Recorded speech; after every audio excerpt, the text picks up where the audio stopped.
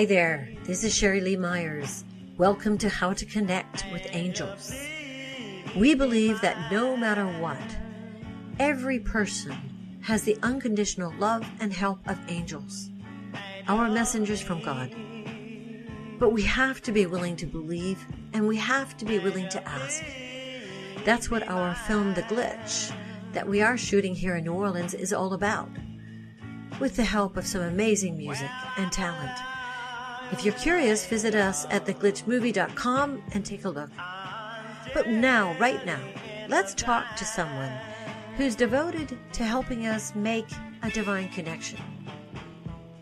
Lottie Wahlin has been a professional medium since the mid-1990s, serving as a translator between the worlds, working with loved ones from spirit and spiritual beings, guides, Buddhas, and angels. She mediates, counsels, offers advice, wisdom, hope, and comfort to her clients privately and through demonstrations. Lottie leads meditation groups and teaches the development of psychic ability at the Scandinavian Academy for Inner Potential. She recently published her first novel, The Loosening. The English translation is coming soon. Lottie has a PhD in sociology and worked as a researcher. She is also a mother, a wife, and a grandmother living in Stockholm with her husband, an astrologer. Lottie Wahlin. Hi. Hi. Hi there. It's 11 o'clock in the morning in New Orleans, and it's 6 in the evening in Stockholm. Yes, it is. And you were just describing to me before we started recording how beautiful it is. Right, it's the best time of the year, I think. It's just when you go through so much cold, and now you can just have such incredible experience with the spring. Yes. Thank God. So, Lottie, everything is blossom. It's warm and sunny and very nice and smells very good. Lottie Wahlin, we are talking because you trained Anne Anderson, who also is known as Anula's Angel Place, who is half of the Soul Sister show. Lottie, you trained Anne, and she said, I have to talk to you. And after reading your bio and just having a small chat with you before this, I'm very, very, very excited to be able to hear about your life and how you developed to be such a masterful medium and psychic, and developed your connection to the other side and the angels and guides, and how you have moved from science to the other side of your brain, and now you are implementing both. So if we can back up for a minute, tell me about your childhood. Did you grow up in Sweden? Yes, I did. I think I had a quite ordinary childhood with living in a very secular family, not religious at all. My both parents and two brothers. So I think it was, like everybody else, nothing very special. However, you had a connection at an early age with the other side. Yes, in some way. I was a very sensitive child, and I had special dreams sometimes, dreaming that I flew, left my body, and I was very sensitive for other energies and persons and feelings and stuff like that. But, in that time, you couldn't talk about it with anybody. When I was trying to talk something about it, my parents called the doctor. No. The child is sick, Wow. She has a fever or something like that, Wow. But somehow you persisted. What happened that you held on to your gift? Yes, I didn't speak very much about it. I just kept it for myself. But I was talking to my friend, said, I'm speaking to God. Oh, she said, I was perhaps 9 years. You're a bit funny and strange. My friend told me, perhaps I am. Well, so that was my childhood, and I was very interested in spiritual things and the other side, or the other sides, perhaps, since quite early age. And in school, of course, none of this was developed, obviously, but somehow you began to train, or did that come much later? That come much later. Okay, yes. Great. So that's great, because now we're going to get into this fascinating part of your own scholarship, which was you have your excuse me, I can't say the word, PhD in sociology. Yes, I have. Tell me, what was it that brought you to that? Well, I think I was very interested in social science and social movements and criminology and deviant behavior. It was a real interest of mine, so it was quite natural to start studying it. So I take a course, and I took several courses, and after about a semester or something like that, I thought, oh, well, I think I'm going to be a scientist. Mm-hmm. So, yeah, on that way was it. And what was your work in the field? Yeah, I have a branch of criminology, that deviant behavior. That was my main study focus, and that's what I wrote my thesis about also. But I read sociology, criminology, and some psychology also. So I have all of these topics. But my interest then was deviant behavior. And I'm going to ask you an off-the-wall question, okay? Yeah. From your perspective now, would what you understand now in your journey now with developing your psychic gifts and your understanding in spiritual, in the world, would you write a very different thesis? Would you have a very different perspective? Yes. Can you talk about that? Yes, if I should write another thesis, I think it should have a more spiritual ground and a wider perspective, because when you are writing normally thesis or doing a study or research, you have limit theories about the things you are studying, and the theories are quite not that wide. Mm-hmm.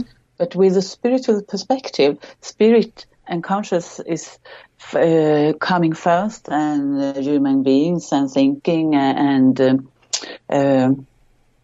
internalization of social norms and things like that is coming after. Mm-hmm. So spirit come first, mm-hmm. and after that come human and ordinary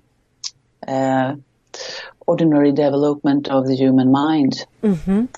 So it should be a very different thesis, and it should be so fun to write that, but I'm not ever going to get it published, so I don't think I will do that. And you won't ever get it published because the science community would not approve it, correct? Yes. Okay. They are not very open-minded. No, they're not. However, let's ask, how about, what if you have a client, someone comes to you and they have a deep wound and you understand that there is some deviant behavior. Mm-hmm. How would you approach that person, that client? How do you think? Go ahead. Yeah, well, like everybody else, I ask spirit for help. And spirit will tell me, and they will leave messages to that person what he or she need to hear. Mm. So I leave it to spirit, and my responsibility is to form it in a nice way that the person can accept. Mm-hmm. That is my job. Is to form the advice, is to form... Yes. Yeah, okay. To put the words right. You know, sometimes the spirit can say something that you don't really want to hear. Yes. And your defense mechanism goes on, and you shut down. Yes. So my job as a medium is to put them right for the most time, it's very uplifting messages and love and calming and things like that. But sometimes the advices and the perspective is a bit tougher because the person has a need to hear it. And I try to put the words right so he and she can understand and take it to his or her heart. Mm-hmm. Are there times in your work as a medium that you transfer energy? You use energy, I'm going to say in a Reiki kind of way to help them open up? Yes. Okay. And I think it's the most of it automatically because the energy is flowing. But I'm also a healer, so I can give healing, and I can give healing without touching the person. So try to open up, and I also ask Spirit for help. So Lottie, go ahead, please. So before a client is coming, I pray to Spirit to help me open up and be a good medium, so the person who will visit us, our guest, can get what he or he needs to hear and can take with him or her to use in the daily life, to comfort, to feel uplifted when leaving the session. Mm-hmm. How did you move from your doctorate in sociology and writing about deviant behavior? Where did it begin to become now your work? Well, I think it was two parallel processes.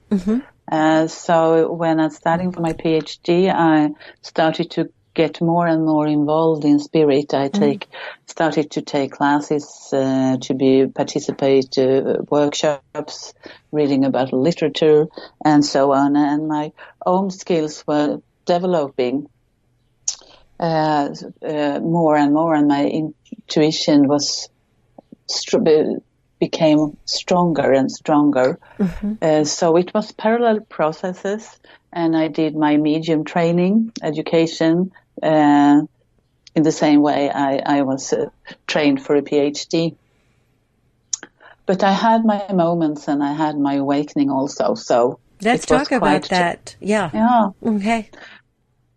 Well, it was a bit turbulent. I think my real awakening was I was about 30 years old, and I was in a real stressful period with several things that happened to me.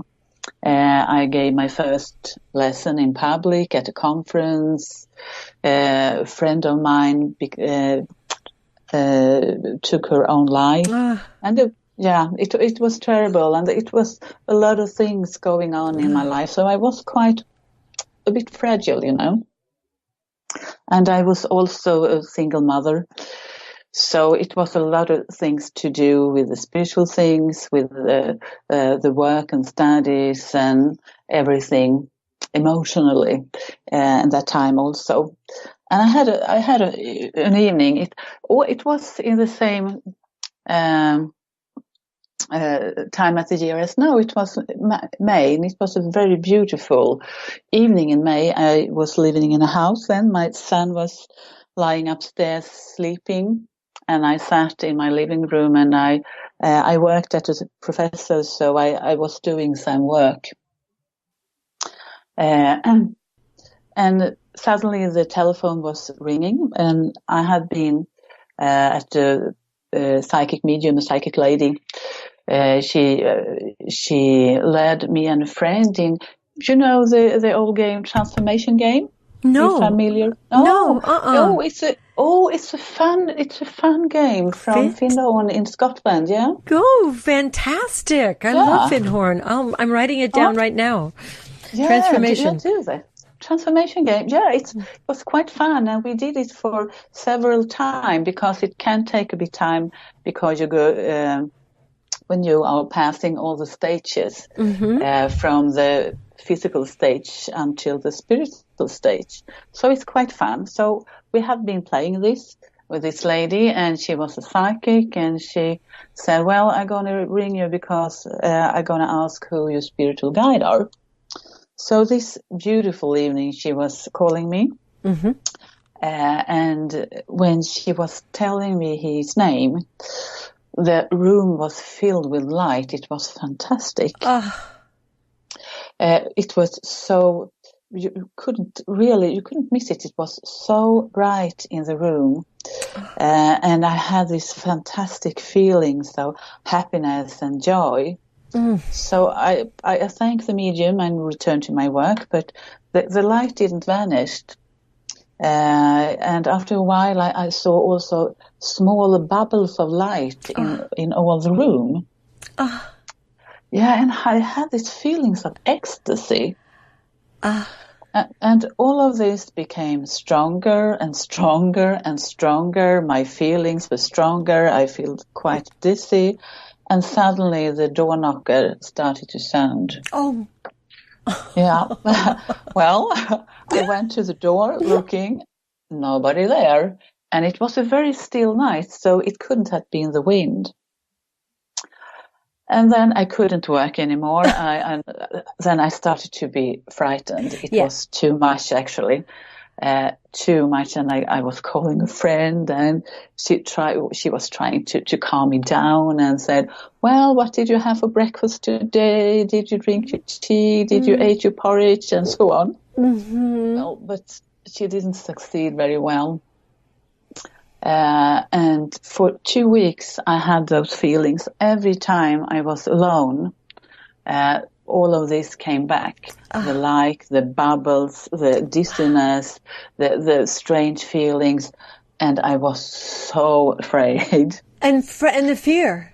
And the fear. Yeah. So for 2 weeks, and I was calling the medium and asked, what is it about? I can't take it. Yeah. Well, she said, well, let me ask my guides, and I called right back. And, well, she did call right back. She said, well, it's your guide. It's the Archangel Michael. He tries to contact you. It's no danger at all. Calm down. But it took me 2 weeks, and I was exhausted, and I didn't have anybody else to talk to. I had this psychic lady, but I couldn't call the doctor. Right. So I thought, well, I'm going to be crazy. Something wrong with me. What is it about? Wow. Perhaps I have a brain tumor. Well, but I hadn't. So it was fantastic, and this was a real opening. Yes. And I should call it kind of a spiritual emergency. But it opened me up, and then my psychic ability developed quite quickly. That's just fabulous. That's just fabulous. Yeah. You accepted the energy, right? Yes. You allowed yourself to be with the energy and not feel as though you needed to protect yourself. No, after a while I understood that it was no danger at all. And then all those feelings, they were calming down, and I felt more normal again. And when all these things were calming down, I could process it better inside and integrate it in myself. But it took some time, and it started also a psychological process inside me. So it was for several years. It was things happened, and I didn't recognize myself, and relationship didn't work, and so on. And it was a part of this quite big and transformative process inside me. Okay, I need to ask you this. You said things happened and you didn't recognize yourself. Yes. Could you give one example? And if you don't want to, that's okay. Well, I couldn't recognize my own feelings and reactions, and my relation to other people was different. So it was like to change foot, and I didn't feel very good. Sometimes I could feel a bit depressed and didn't understand some things.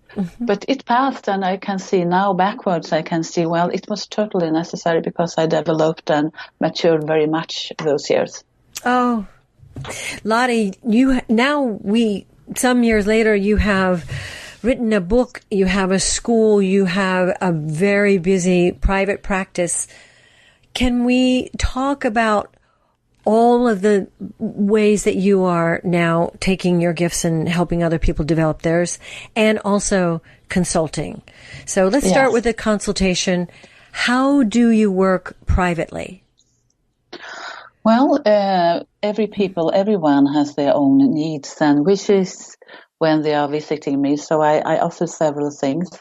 I can offer a conversation with loved ones, family and friends to us past to spirits when they are coming with comfort, love, greetings and hugs. And then I also work with other spiritual entities, spiritual guides in different forms, and angels. Angels.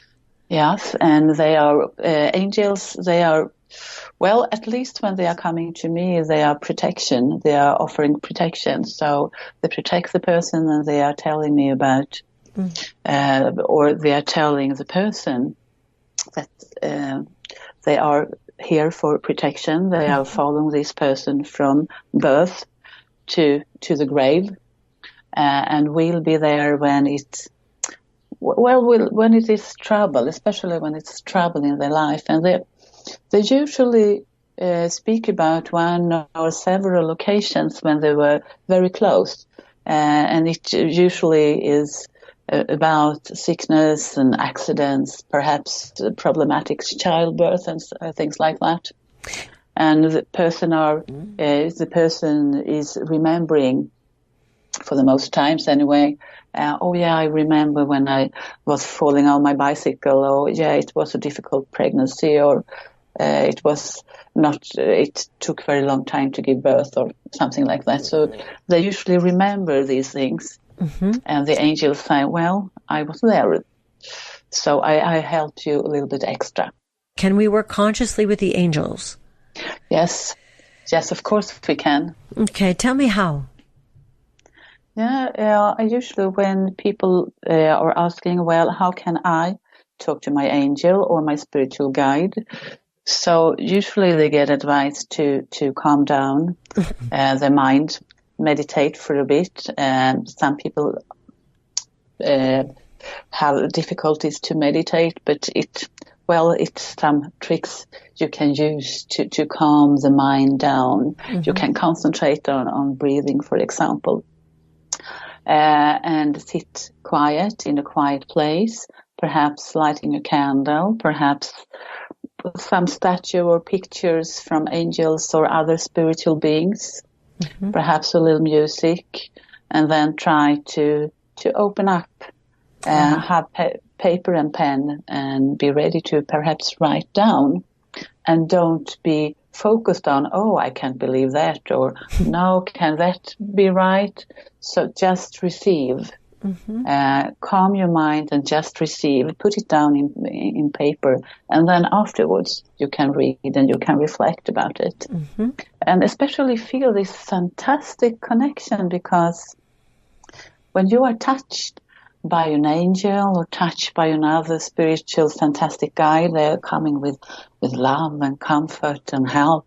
So it is a fantastic feeling, and everybody can feel. Not everybody is very sensitive to it, but one in each of us can do it in your own way and feel just a little. Can an angel's touch heal? Yes, I think so, yes. You are also a healer. Yes. And through touch. Yes? Yes, to touch, through touch, but sometimes I don't need to touch a person at all. Please explain to us what that experience is like for you.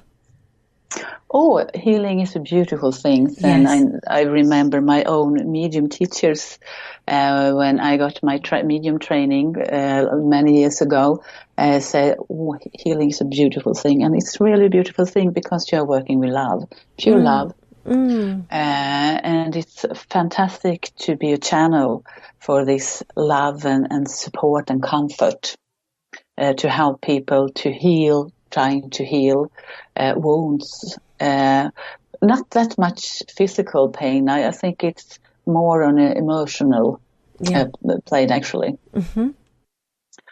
And to make people understand that, well, there is a spirit. They are spiritual guides, they are spiritual angels, they are entities who really care for you. Yeah, I think this is one of the most important things you can make people aware of. They are not alone. Nobody is alone. You are surrounded by loving creatures and entities. And also you are one, also because we are spiritual entities who think we are human beings.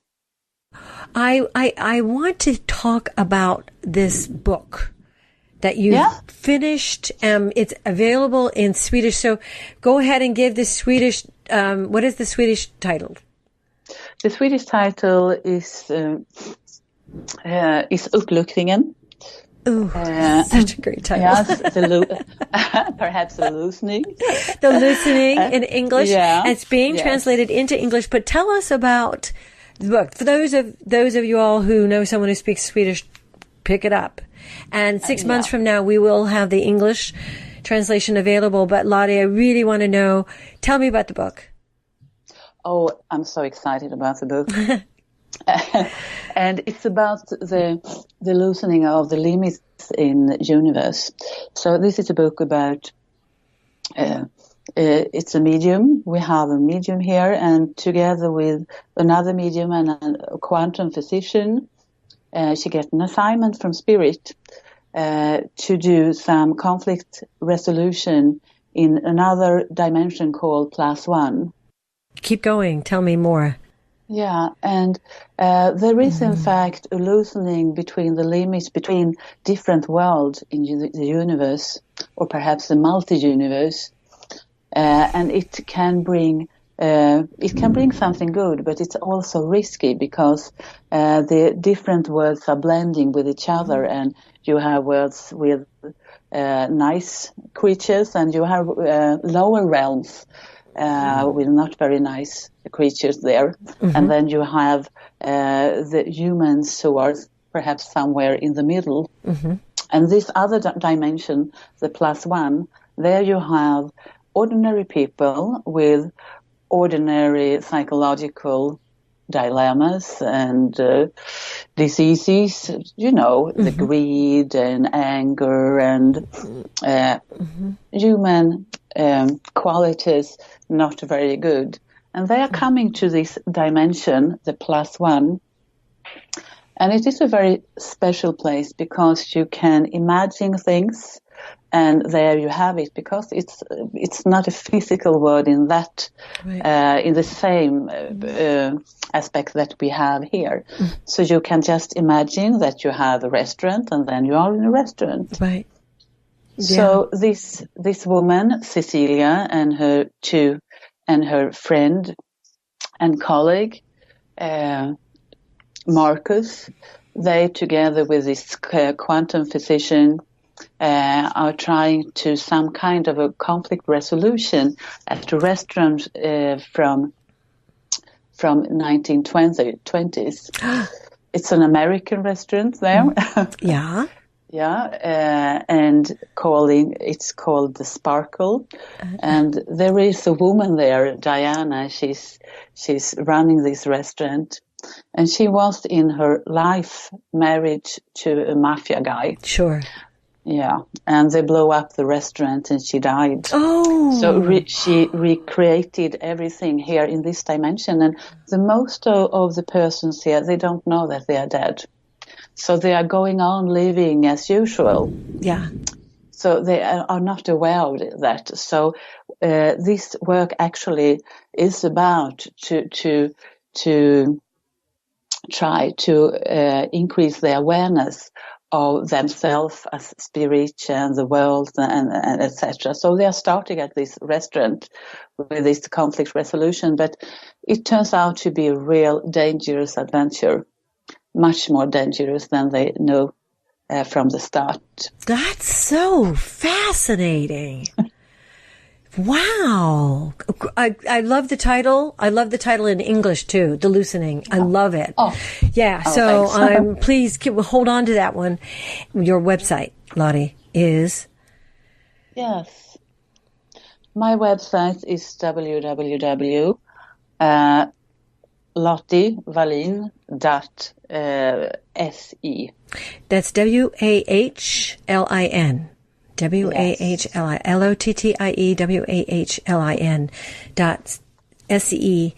And then you have a Facebook page, which is? Yes, I have. Yes, I have a page in my name. It's Lottie Psychic Medium. That's what it is. Exactly. You're Lottie Psychic. I'm looking at it right now. Okay.